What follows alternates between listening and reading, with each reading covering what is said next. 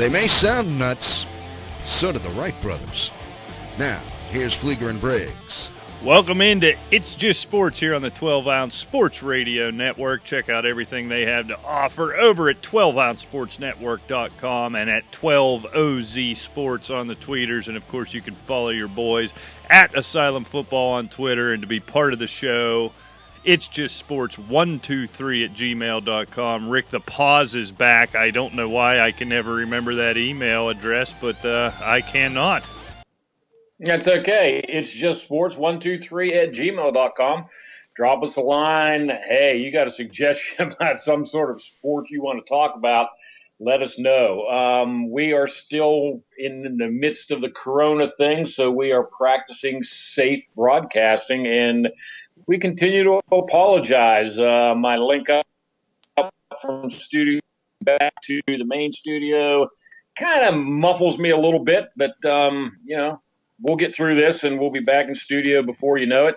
If you missed a live play, always remember you can go to 12-Ounce Sports SoundCloud and get all the replays your little heart desires. Yes, and do it, for God's sake. Help a guy out. So, not a lot, whole heck of a lot going on, Rick. Some updates on some cancellations and reschedulings. Maybe we'll start with that. The PGA Tour has announced some plans. They plan to come back in mid-June, beginning at the Memorial with no fans. So I would think golf, it kind of feels right, doesn't it, that golf would kind of be the first one to make that move. Rick just got a text in case anybody was wondering. I'm sure we all heard it there, but British Open, of course, canceled, or I'm sorry for you golf nerdnicks, the Open Championship has been canceled. The PGA's been moved August 6th to August 9th. The U.S. Open, September 17th to September 20th. And I don't know if this is really cool or a disaster, Rick. The Masters, November 12th to November 15th. I guess it's cool if it happens, the Masters being played in November. But I know what, didn't I ask you about this last week, what Augusta would look like being played in September, October? Does it hold true for November? What are we going to see? How is that course going to play differently in November? Being, of course, a former professional golf course superintendent that you are. It should be okay, Rick, as far as playability, providing, and the way the winters have been lately, I certainly don't anticipate any subarctic weather hitting, Augusta, Georgia in November. Think. Other than the color of the azaleas and so forth, it should be very playable. And for the golf purists, hats off that they're getting the Masters in. Does it have the same sense of anticipation and urgency? I mean, you and I have talked on the show off air many times that the Masters is almost, with March Madness, is like the signal of the start of everything. And now it's just going to be in the middle of football season. And it's almost, to me, kind of like we've got to get this in so we have a champion. Right. And a lot of the luster, to me, has taken off. Now, the PGA is back to August where it was just a few years ago. Right. So that's not that big of a deal. The U.S. Open is September, you said, right? Just at the start of fall? Yeah, September 17th to the 20th. So it should look about the same, shouldn't it? It should look about the same, and they're playing at Bethpage Black, I do believe. And I mean, God help the players with a full season of the rough growing. Because we know all about that. So, yeah, it should be just a real treat. Yeah, I think the players are probably hoping for an early frost at Bethpage to try and kill some of that rough, or else this thing's going to be one in the plus 20s category somewhere. So, definitely be interesting to see. What I'm most curious about, honestly, with all of this, with the U.S. Open, but the Masters especially. I don't even know, does Fox still have the U.S. Open? I'm not even sure at this point. With the Masters and their partnership with CBS, and then, I mean, you're talking November 12th to the 15th. That 15th is going to be a pretty sizable NFL weekend and an important one at that, well into the season. You wonder what, I don't think, if they have, I haven't seen it yet, what the TV coverage is going to be. That I think that's going to be the most interesting part, and what the numbers are going to look like that versus the NFL. Oh, it's certainly going to hurt the numbers for the Masters. I have no doubt of that. Like you said, that's a big weekend in football. And what are the exact dates again? I haven't seen that. So the 12th to the 15th.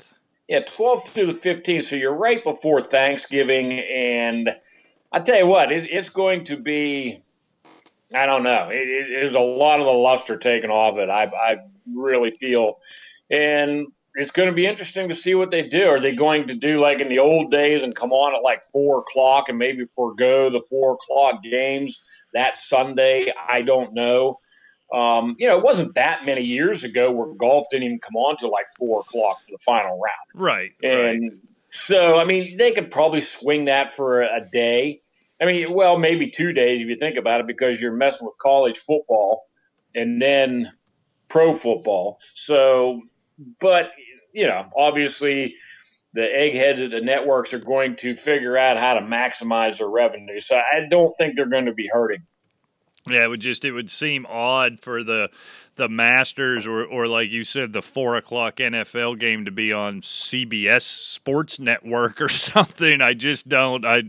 I guess CBS has other properties. Maybe something's on UPN. I don't know. It'll be interesting to see. So, truthfully, it's going to be weird. It's not going to be the same. You're right. I mean, I finally hit the depression point with all of this, with this coronavirus thing. This should be the best week on the sports calendar, Rick. The national championship game should be being played tonight. That's what we should be previewing.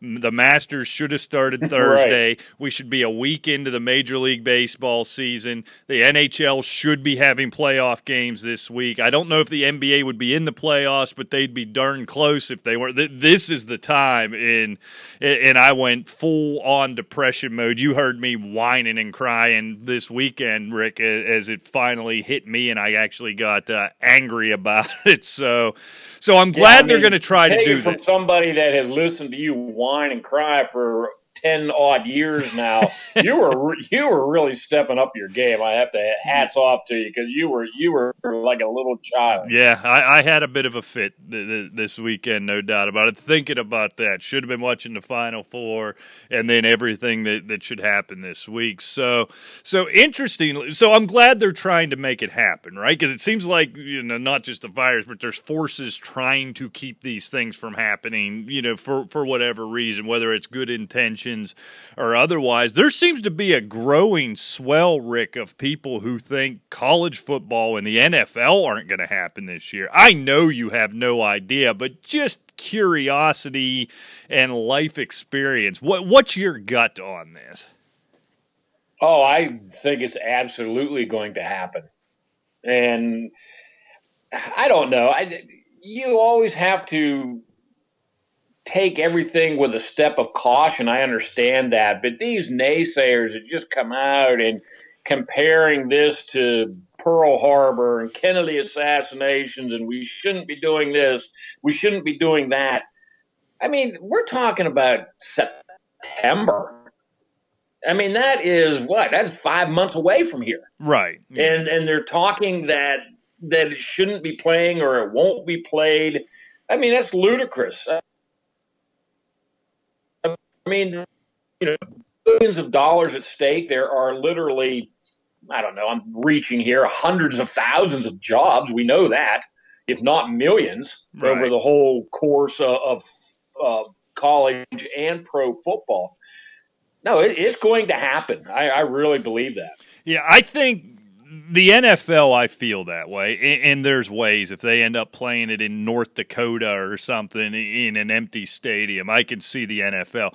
College, I am a little bit nervous about, because you're going to have students on campus, late July, early August. That may be aspirational in what that would look like. And they've already floated the idea of a spring college football season if that ended up being the case. It's different there, the play in the game. Kind of my point with all this is, and you hit on it to a degree, if this is about public health, right? If we don't have this thing under control, or there's legitimate fear, which there seems to be at this point, while most people admitting they don't really know, that another round of this could whip up in the fall and into the winter. If it's about public health, then absolutely, maybe it shouldn't happen. And all I can say is I hope that isn't the case. I don't know, obviously, what it's going to look like. What I am sick and damn tired of is the optics conversation. You brought up 9/11, Rick, in Pearl Harbor and the Kennedy assassination,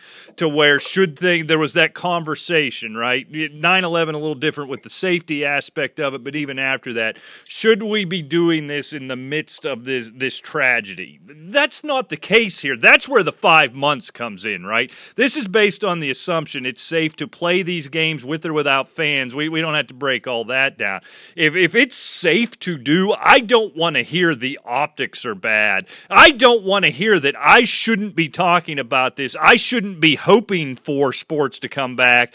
That makes me an awful, insensitive human being. You can all, the Adam Schefters of the world, and we'll get into this with the draft. This is going to segue nicely into that.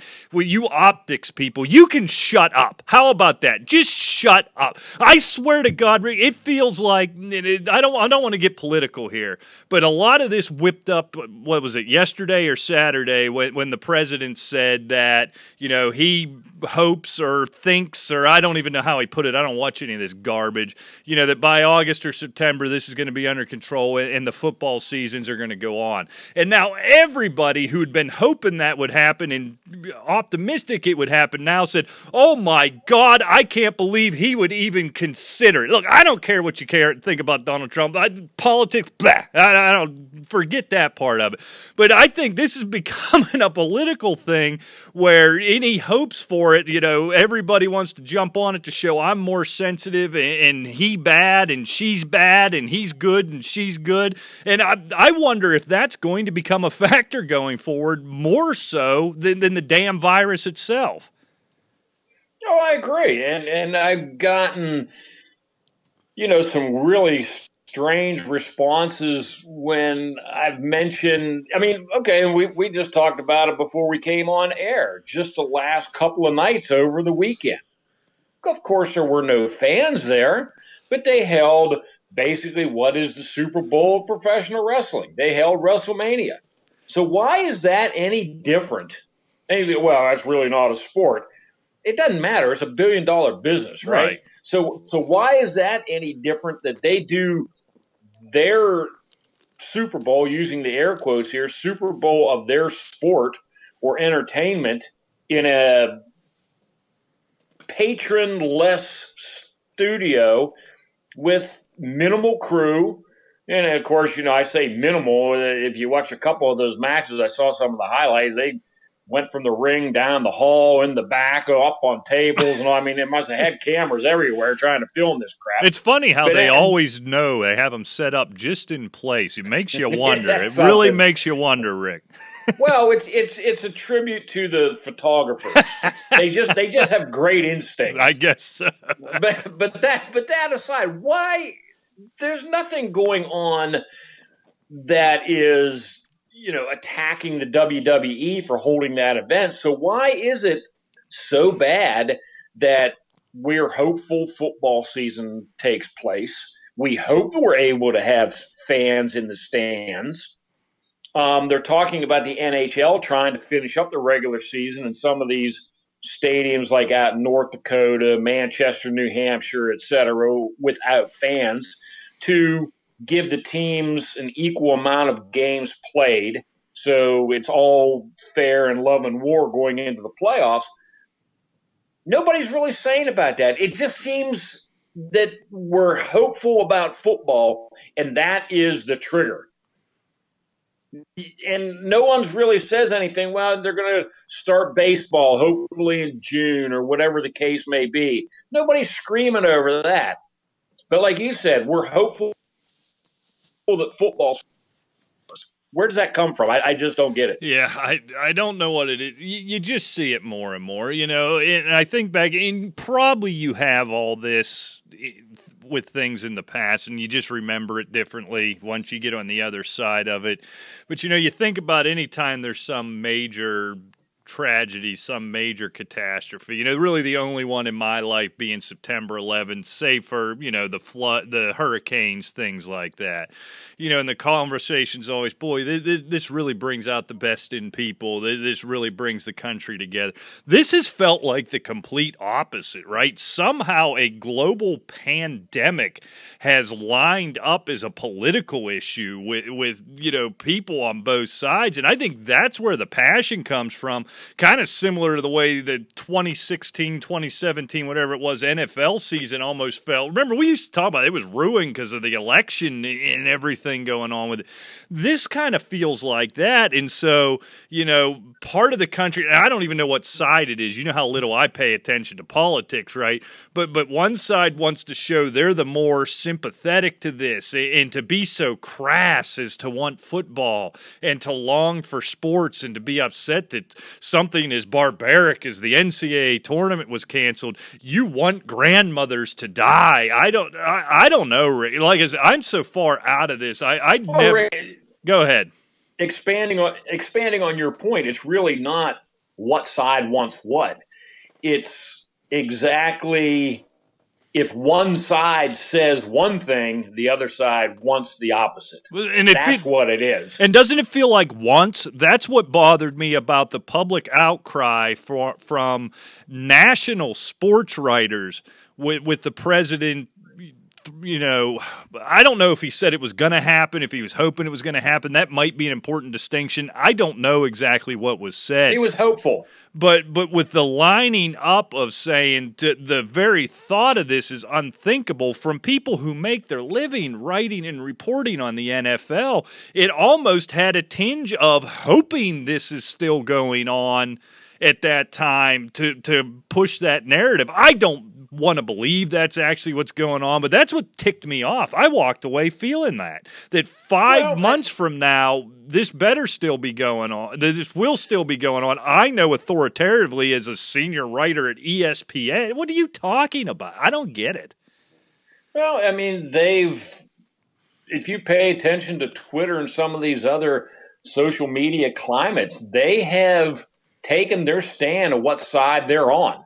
Whatever quote unquote journalists they say they are, they put their political spin on it. But, that aside, I'm kind of like a history buff. And I was reading something not too long ago. And it was back in World War II. And it was some uncovered, letters home, from a German POW who was captured, probably around 1944, something like that. Well, he was sent over to the United States. And he wrote in a letter because, our prisoners were allowed to write letters. Right. And he said to his wife that when he was on a train being transported, he noticed people in the United States having baseball games, having picnics, and so forth. And he thought it was just so odd to him because in Germany, there was none of that kind of stuff during the war. I mean, it was chop, chop, I mean, it's, you have one goal in mind. Right. Whereas us arrogant Americans, yeah, we got a war on, but hey, I'm not working today. So guess what? I'm going to have a picnic. Yeah. Or whatever. I'm going to have something to take my mind off of what's really weighing on it. And some people just don't want to do that for whatever reason. Yeah, you wonder, is it the social media thing, and maybe why I'm more acutely aware of it, where I've been blissfully ignorant of it, really anything that goes. I mean, you know me. Well, we like I said, I don't want to turn this into a political thing. You're blissfully ignorant of many things. Yeah, most things, right? I mean, I'm stunned by all this. I'm still finding out who's who and who likes who because I don't watch news. I couldn't take it years ago. I got all whipped up into this stuff, and it was driving me nuts. And I couldn't take it no more. And so I quit paying attention. So I just started watching it with this stuff going on, and I'm stunned. It's not just on Twitter that everybody hates each other. It's and what it seems to be is, the acrimonious, probably deserved, I don't know, but the acrimonious relationship between the federal government and the media right now, that anything aspirational about playing sports is met not just with concern, not just with skepticism, but with furious anger. I was stunned by this. Yeah, it's the culture of 2020. Yeah. And I guess we just have to get used to that. Yeah, seems to be. I can't wait to go back in my hole where, again, like we talked about last week, I found out through this I have no interest outside of sports, and that includes the world at large. So, and I see you haven't gained any hobbies or interest in anything in the last 7 days. Either. No, I just call you and bitch about how bad I miss sports. That's been my hobby the last week. Maybe this week will be different. I don't know. I'm not sure about that, but it's very possible. But, hey, speaking of sports, we've had a couple of passings this week, just in the last couple of days. Hall of Famer and Detroit Tiger icon Al Kaline died Monday. He was 85 years old. He never played in the minors and played 22 seasons with the Tigers. And I think you need some Formula 4, not 409. What's that? WD-40 for that chair of yours. He's the franchise's all-time leader in games played at 2,834. He hit 399 home runs, and he's second only to Ty Cobb in hits and total bases. And that was sad. I mean, I remember Al Kaline quite well, and he passed away at 85. Now, I think he just died of natural causes, but one that the coronavirus did claim was former kicker for the New Orleans Saints, Tom Dempsey. And you might remember him, Rick. He's one guy with a half a foot and like the one hand, and he set the record at 63 yards, which stood, I believe, for 43 years. Right. Yeah, I do recall that. Yeah, it's unfortunate. I was aware of Al Kaline, but I didn't have a sense of how great he was. I don't know why. It was just a blind spot for me.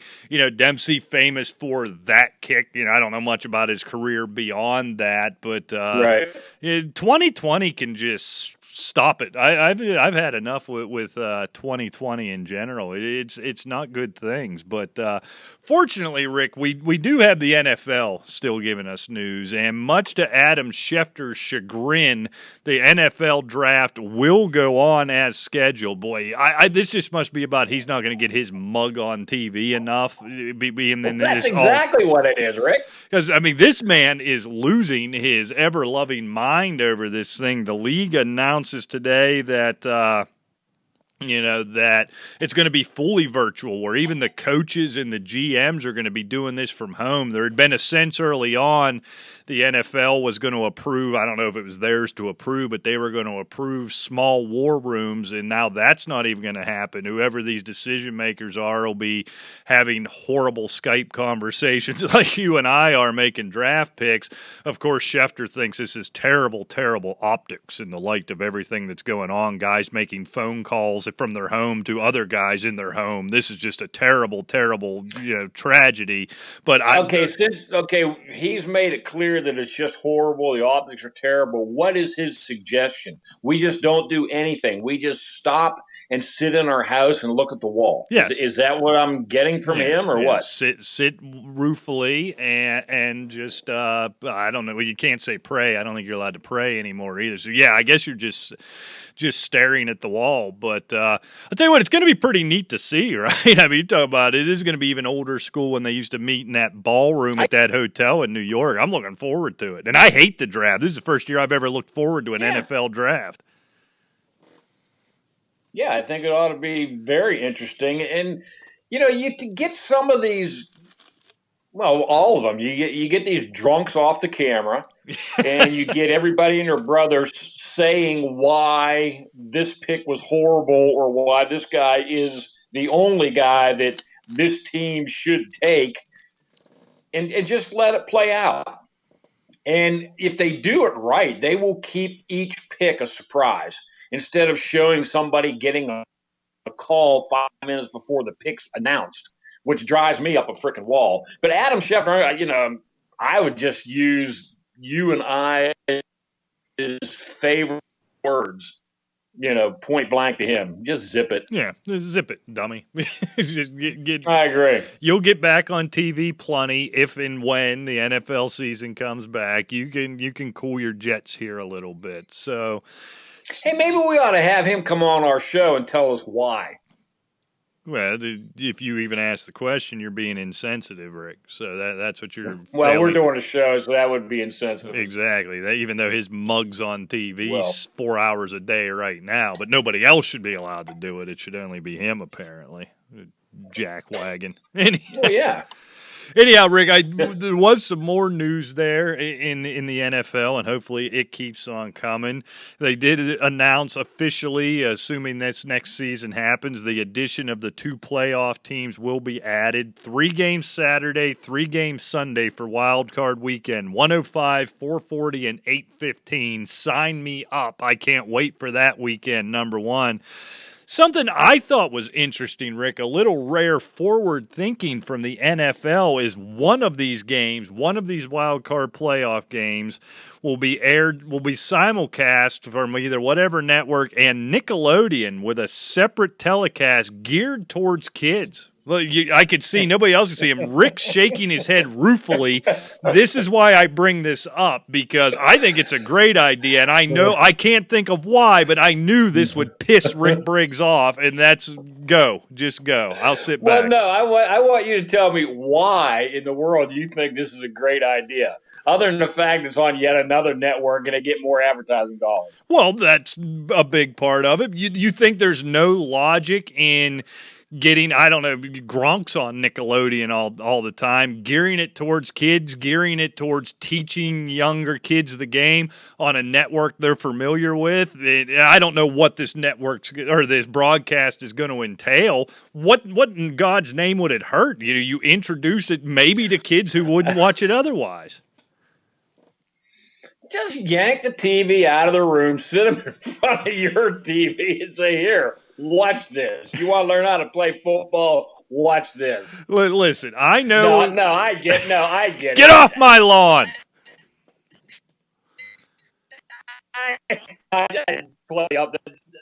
It's kind of funny, but if it's done the right way, I see no problem with that at all. It's, they're going to have to.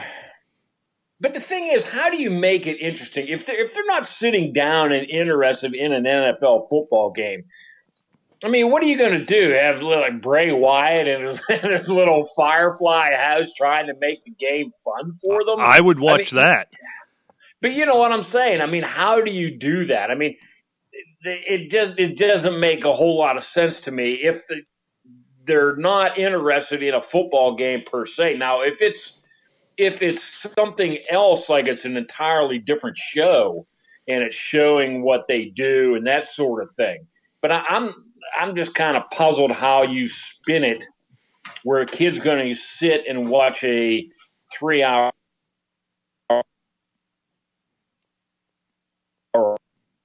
Man, your connection is terrible tonight, Rick. Just awful. I keep losing you here. But I think what you were asking is, what do you do on that broadcast in order to make a kid interested? And the simple answer is, I don't know. Maybe you put SpongeBob on between plays. Maybe it's about, instead on the color commentary, maybe it's about something more along the lines of, instead of breaking down the play as they would for NFL fans generally, maybe it's more about, explaining what happened and why it happened. Something to that level. I really don't have any idea, but, I think it's a good idea. Whether or not it bears any fruit, that remains to be seen. But I think there's some value in it. I think what stuck out to me is the NFL, as generally as an organization, is like you. Get off my lawn. This isn't how we did it in 1927. So if you do it now, you you should be flogged and all shot. Rick is through the video as we got him back online here, throwing me the bird for what's got to be the 7th time tonight, oddly, which is a little more than average. But I think, why not? It's worth a shot. Now, look, at the end of the day, this is about it's on one more network. Now you're going to sell advertising to My Little Pony, not just Busch Beer. Look, I get all of that, but there's something to it. I like it. I like doing something different, which they normally don't like to do because they act like you. Well, they expanded their audience, hopefully expand their audience, but certainly expanding their network and their revenue, which is what they're doing. But, there's a point to that. I agree. If you can get some kids hooked at a young age and they look forward to watching the NFL, then there's nothing wrong with that. However, if you get a kid hooked at old and on his mom's basement at 20 watching Nickelodeon and NFL, 300 pounds, and he's still sitting there eating hamburgers, now we have a problem. Hey, lots of 300-pound hamburger eaters sit around and watch SpongeBob all day. I know this for a fact. So, all right, Rick, what else did you have? I know you had some stuff. I've been dominating with my whining so far. Oh, good. Big thing, but I just wanted to have you. What's the matter? I can hear you. You can't hear me? Yeah, you keep dropping out on me, but I got you back right now. Okay. I mean, you've been kind of – we just have a bad connection tonight because you've been kind of freezing up on me and everything. But, now that Aldon Smith is back in the lineup or in the NFL, I mean, is it saying something about – the NFL? And I'm just going to go through a couple of things here. January of 2012. This is Aldon Smith's list of activities. January 2012, DUI. June of 2012, Smith is stabbed twice while trying to break up a fight at his party at his home. And there was also gunfire, and a couple of people suffered gunshot wounds. Sounds like a hell of a party. Yeah, September of 2013, he's in a single car accident, arrested on another DUI, marijuana possession. Of course, and he gone again. Meaning an assault weapon stemming from the 2012 house party incident. More lawsuits. October of 2013. He surrenders on the felony charges. And now on October, he is finally activated to a 53-man roster. November, he pleads not guilty. Then in 2014, he is arrested and booked for an investigation of making a bomb threat. Then he gets suspended in 14. Then in July, he spends 12 days in jail for weapons charges and another 12 days for DUI charges. I don't have any, and it just keeps going on and on. I don't have a problem, we've talked about this many times, not advocating that a man can't make a living. But doesn't it send a little bit of a message? If this is any other regular company, and I'm looking at this guy, I don't really know if I want him in my inner office sanctum here. If you know what I'm saying. I mean, does that make a statement about the NFL? Yeah, not the NFL necessarily. Maybe the Cowboys, right? I mean, may say more about them than look, the league operates under guidelines with collective bargaining agreement. Look, here's what it says, and we knew this all along. If you are really, really good at what you do, you're going to get away with more than a guy who's just okay at what he does. And that may be true even in corporate America to a degree. Now, maybe not to the degree that it took you 20 minutes to get through 2013. So he's got kind of a list of issues that may catch up with you. I don't know. I never have a problem with it. I don't like the what does this say about, because what it says about him is he can play and somebody's willing to take the risk and you can get this top flight level talent for league minimum. I'd like to stand up here and pretend like I wouldn't do the same thing if I was a GM or a team owner, but I'd probably be lying to you. Yeah, I understand that, and I didn't want to go through the entire list. I stopped at 2014 or 15, and it goes all the way up to 18. I mean, just arrest after arrest after arrest, and the man hasn't played in a couple of 2 or 3 years at least. And I don't know. Have at it for the Cowboys. They got him on the cheaps, I guess. I think it was $3 or $4 million, I believe, something of that nature, which in salary terms isn't that much. But he's got to be on like the minimal leash, I would assume. Oh, certainly. Look, chances are, is there ever a story? I can't think of one. Is there ever a story of one of these guys who's had a lot of trouble and has been suspended and has been out of the league that comes back and keeps their nose clean the rest of the way? It just doesn't happen. So I guess you can always hope for catch lightning in a bottle. I don't know. Like I said, my thing is I don't care what it says. It says he can play football. I got a need at that position, and I can get him real cheap, and I'm just going to hold on and hope from here on out. Hey, good on you. Good on you, Jerry. I like it. Yeah, I don't have a problem with it. It's I don't know. It's a real gamble, I think. But, here's a trade. We talked about, God, it must have been about 3 weeks ago now, at least. Time kind of flies when you're in quarantine here, but the DeAndre Hopkins David Johnson trade is still not official because the physicals have not been performed. Apparently David Johnson's wrist is cleared, but the rest of him isn't, and the same with DeAndre Hopkins. And I don't think that this is really going to stop the deal, but we have to bear in mind there's draft picks involved. They have to get done.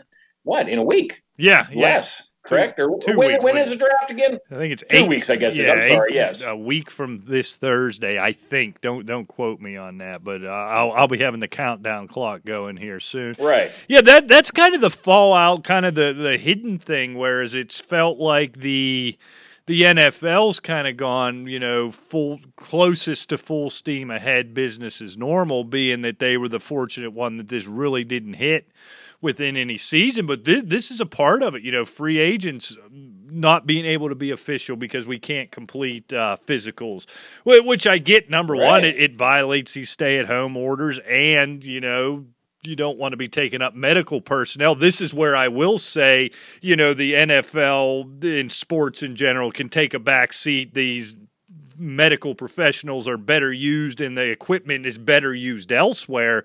Fully granting that. Yeah, this is kind of the downside of it. I'll be curious what happens. Does that deal go void come the draft time if they haven't been able to resolve this, which I presume they won't be able to? What happens with these trades? I've heard that that's an issue. I haven't heard as what's the fallout. Will that become void? We can't swap these draft picks because these physicals weren't completed. I'd be curious to see how that shakes out. Yeah, something tells me that there's going to be a couple of doctors freed up pretty soon. I really believe that because that's a big deal. And if you're the Arizona Cardinals, you certainly don't want to see this thing fall through by any stretch of the imagination. Yeah, Bill O'Brien's got to be praying something goes down and save him from himself. Because, even he's got to know that was a stupid move at this point, right? You would think so. Everybody else on the planet does, right? Yeah, did you see him come out last week and say, well, Hopkins was Oh, hold on. We're talking over each other because you're froze up again. I got you back? Yeah, I'm just sitting here. All right.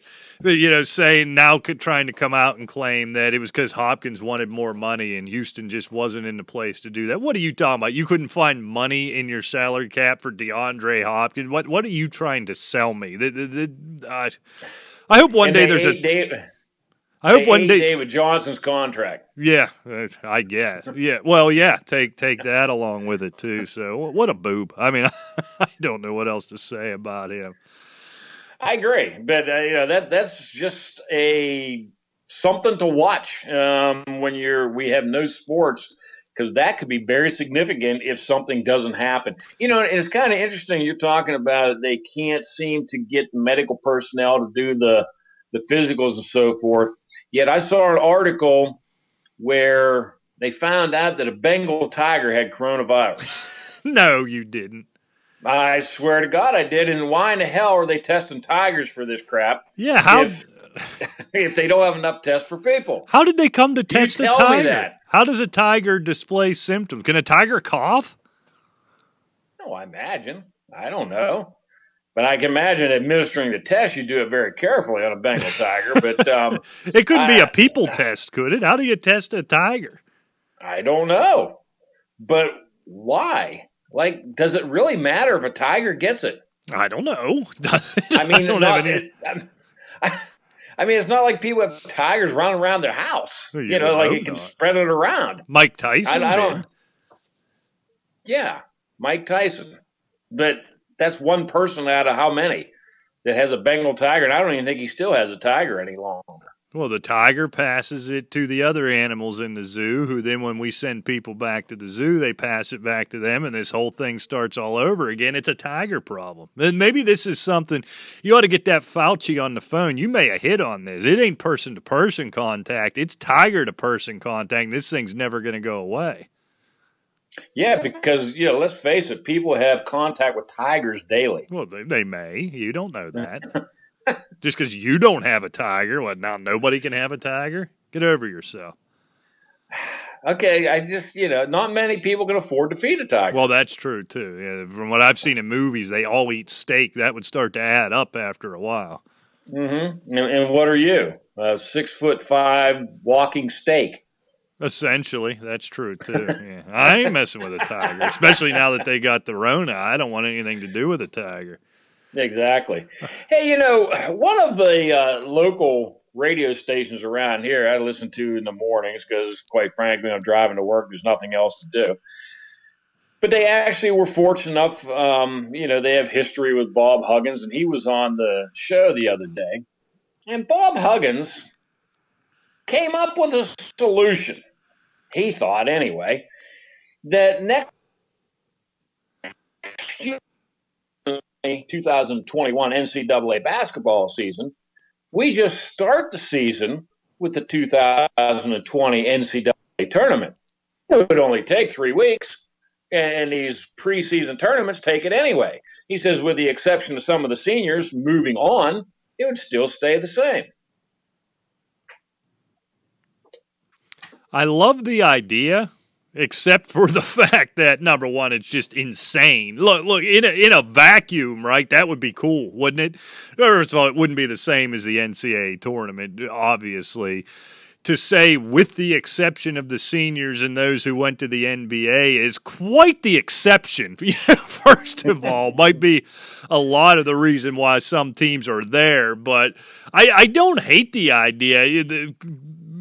Didn't there used to be like a real sort of preseason NIT for a while? It wasn't to that level, but I don't hate it. Could never work. Was he serious? Did he really think this could be done?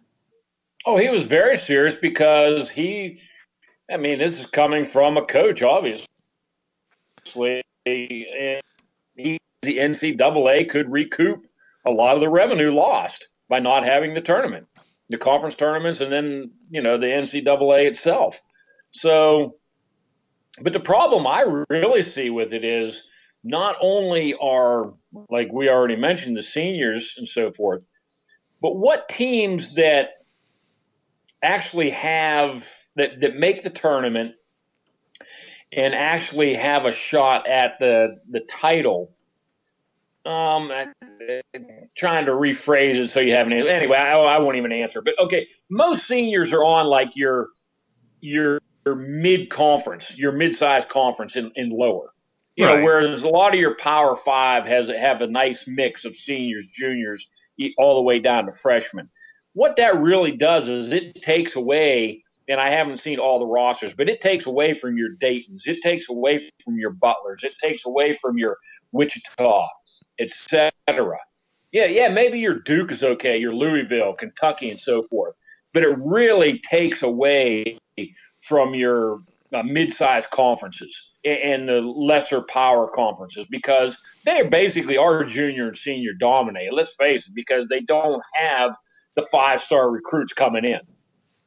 Right. I mean, you look at it, it feels silly even to pay this any credence, but again, we're in quarantine and there's no sports, so we got nothing better to talk about. Look at Dayton specifically, right? You know, Obi Toppin's going to be the number one pick in the draft this year, and if he's not at Dayton, they don't belong in the tournament, let alone as a number one seed, which they which they would be going into it. So it would be cool. Now, what I would hope, it's not going to happen, you know, because it was canceled, and you'd probably still lose most of the draft-eligible guys because they're kind of in that mode now. Let's just say, now, Adam Schefter's going to track me down and call me insensitive, but let's just say June 15th comes around, and they say, all right, we've either got the cure, or as quick as it showed up, this virus just went away. Everything's back to normal. I know that's not going to happen, Rick. So Schefter, calm down. But let's just say that I see your phone's ringing already. Yeah. So let's just say that happened. I would love it if the NCAA come and said, all right, you got 2 weeks, everybody back to campus, we're going to play this tournament. The selection committee is going to put it out now. Starting in 2 weeks, we're going to do this before, you know, August, September, October, before we roll into the next real hard rollout of the next program. That would be a dream. To do it in October or November is absurd. These seniors will be playing in the NBA by that point, I hope, knocking on wood again. Again, sorry, Schefter, this is all wishful thinking, and I know I shouldn't do that. But that would be cool if in June or July we had an NCAA tournament. I'd love to see that, but it isn't going to happen, is it, Rick? But you know, on top of that, Rick, how many of these guys are going to be, even the ones that aren't in the NBA, how many of these people are embarking on their careers? Right. And, you know, they're coming out with a degree from a major university. Whoa, hang on there a minute. I got to go play a few basketball games. Yeah. You know, probably wouldn't work out, but no, I don't think so. You know, but Bob Huggins, you know, he was very serious with it, but I just don't see the logistics of it. And I guess you could hold a pseudo tournament and kind of crown a faux champion. I mean, it would certainly have to have an asterisk in the record books. I mean, let's face it, they do have like the Maui Classic and so forth at the beginning of these years. But to say that this is for the 2019, 2020 championship, you better put a couple of big asterisks in the record book and say why Kansas and, you know, Duke were in it and everybody else got destroyed. I don't know, because it's just not going to be the same at all, like you said. And I said, too, with the Butlers and the Daytons and so forth, some of these teams will just get annihilated. Now, what you could do if it was only about recouping money, revenue lost, what you could do, and what I would pay attention to, even though it would be ultimately only as meaningful as, you know, the Maui tournament, all the different preseason tournaments that go on, what you could do, and I'd buy tickets if it was in our area, is you could say, all right, obviously 2019, 2020 was a loss, but we're going to start the 2020, 2021 season, which there'd be no fair way to do it, but create a 64-team tournament, a 64-team preseason tournament. Take the projected conference winners in every small conference, so many mid-majors. You could build parameters around it, and let's play this thing. And I would watch that. I would lap it up, and if it went well, you could do that every year and see what that looks like compared to what we actually get in March. It's not an awful. It really wouldn't be realistic because with these other preseason tournaments, with the non-conference scheduling getting harder and harder as it is, if you hear any NCAA major conference coach talk about, they're having a hard time getting these preseason games scheduled with the expansion of the conferences, the major conferences. It's hard to do. But I'll tell you what, you could recoup some revenue. I would watch every damn minute of it, and if it went well, you could do it every year. Now, again, this is pie in the sky stuff, but it can't have anything to do with 2019, 2020, Bob. So settle down, Bob. But for something like that, recoup some revenue. You'd get my money. I'd drive, I'd plan to go to Cleveland for this year's first and second round. You get my money, I'd be over there in October, November, just as well as I'd have been here in March if I could have done it. I could actually add to what you were coming up with. You could actually have a preseason, and I would limit it to, I don't know. I'd hate to throw. Okay, say you have like a preseason ranking. Okay, take the top, say 25, throw them out. They're not in this tournament. Now you're including a lot of the Power 5, lower echelon, and a lot of the mid-major teams. Put them in a tournament. Winner, or say maybe the final two or something, already are out automatic bids into the spring's March Madness. Hell, I'd watch that too. Yeah, then you could just punt the rest of the season, rest your starters till March. Exactly.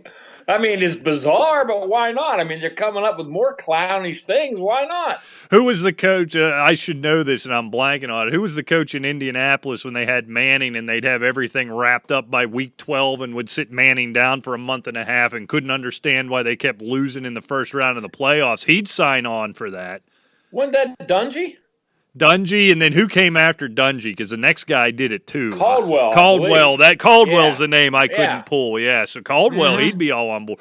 Yeah, that would be cool. I think you may see this open up to some new opportunities. Because I think too, Rick, if the NHL season does end up getting finished somehow, it's going to be done at some neutral site. I think if the NBA playoffs, it's going to get done at some neutral site. I'll tell you what, I would be interested personally in the NBA playoffs more if they treated it like the NCAA tournament, where the first round games go to certain cities and all 7 games are there, and then the second round and on down. And if the NHL did that, now I'm an NHL fan anyhow, so I tend to pay more attention. You may see, maybe there's the silver lining in all this, if you can say that, is you see some more creative things like this early season tournament. Wouldn't you love to see an early season pro tournament? Just take the whole NBA, the first 3 weeks of the NBA is set up like an NCAA tournament. Now, it wouldn't work because you'd never end up with an even 82 games by the teams that went to the finals versus the teams that got punted in the first round.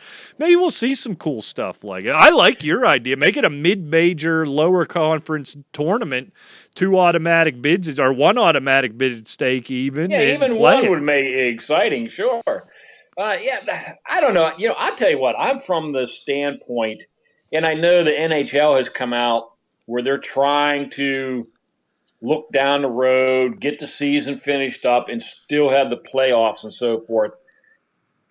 Because they had season ticket buyers and so forth, and they want to get them paid. Honor the season ticket, so forth. I tell you what, I'll be honest with you, Rick. I would just soon see the NHL and the NBA scrapped. I mean, as bad as that sounds, because now you're jamming everything. We already talked about the majors, the U.S. Open, the PGA, and so forth. Now you're jamming hockey. You're jamming NBA, football, college football, if everything's okay.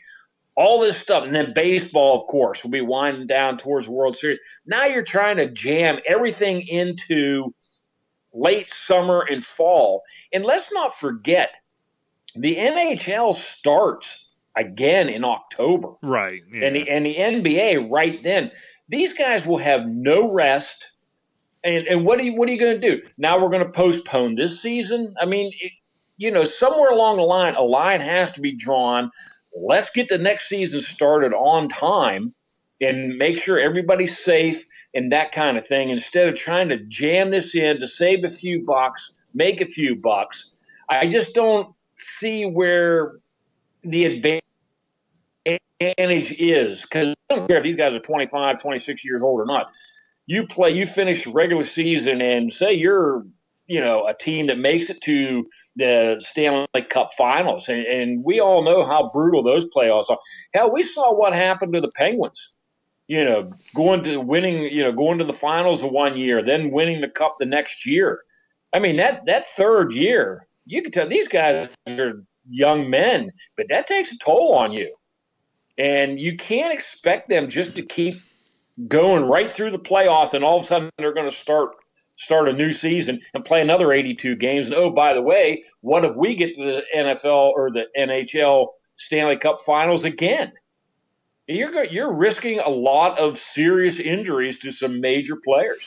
Yeah, I think, first of all, for that not to happen, right, for these seasons not just to get scrapped, something's going to have to give here pretty soon, I would think. I think we're on the verge of that, and obviously I wouldn't be averse to it for all the reasons you say, as much as I'd like to happen. Now, I think if you could do it, if, let's say, again, plug your ears, Schefter, but say in June you could find a way to safely do this at some point in June.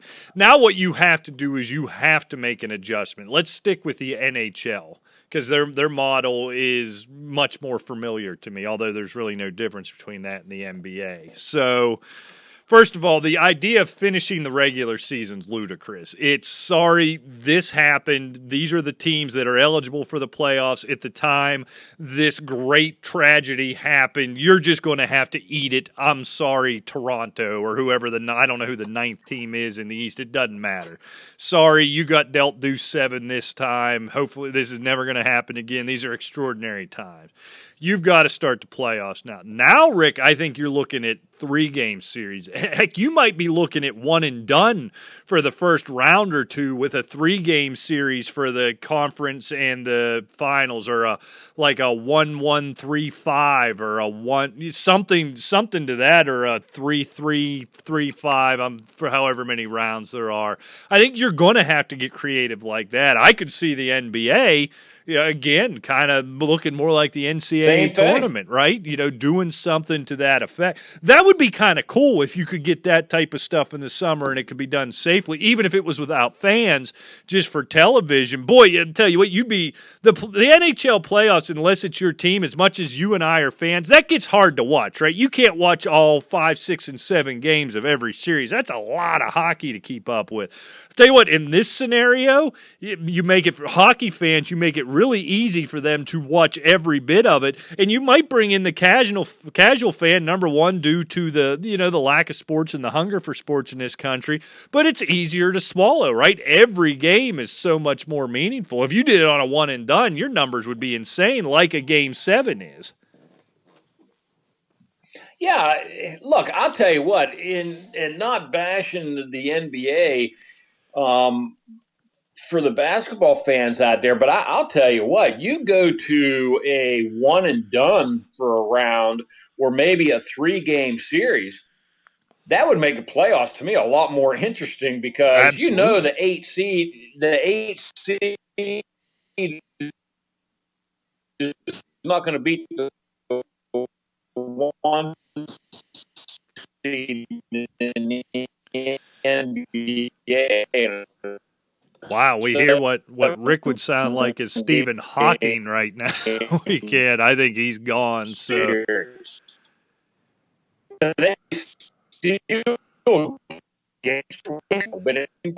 all right, Rick, I'm going to have to cut you off. We cannot make out a single word you say, so I'm going to cut you off there until I see your show back up. And actually, we're about out of time, so let me apologize for the connection issues we have. It's kind of been an issue for everybody dealing with these type of things these last several weeks. As more and more people are doing this, we will work all week to make this better. I promise you, we're going to keep working hard, keep efforting, get the best show out to you possible. But thanks for checking sticking with us. Thanks for checking this show out. It'll be much better going forward. Of course, check out everything, hopefully better audio shows, over at 12 Ounce Sports Network, 12ouncesportsnetwork.com, at 12OZ Sports. And, of course, you can follow your boys in maybe a cleaner version of this show at Asylum Football on Twitter, it's just sports123 at gmail.com, and asylumfantasyfootball.com. I'll put the show archive up there. So take care, be safe. Until next time, we'll see you.